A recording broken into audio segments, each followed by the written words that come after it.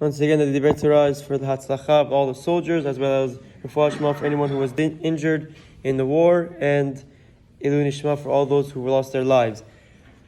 This week we begin with Parashat Bereshit, so it's always a classic time that we review the Halachot of Shenayim Mikra Targum.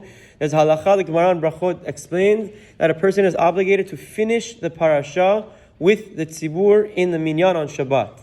So what does that mean exactly? Rashi explains that he has to read the parasha twice and then read the commentary of Kulus one time before he hears the Torah on that week's parasha.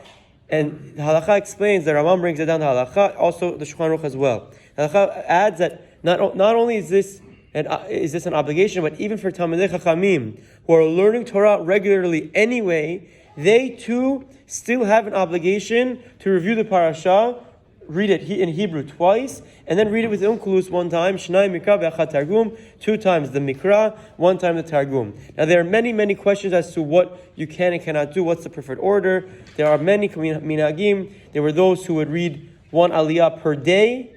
There are some who do it all on Friday.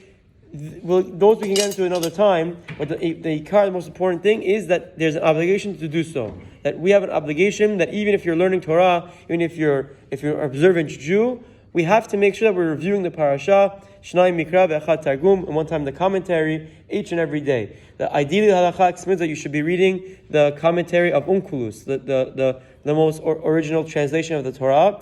However, if someone is his first time doing it, most poskim would recommend that the first time around, if he doesn't even know how to read Hebrew, the Kulus won't really do much for him. It's okay to read the Hebrew Hebrew twice, and then read the English translation if you're getting a proper translation 1 time.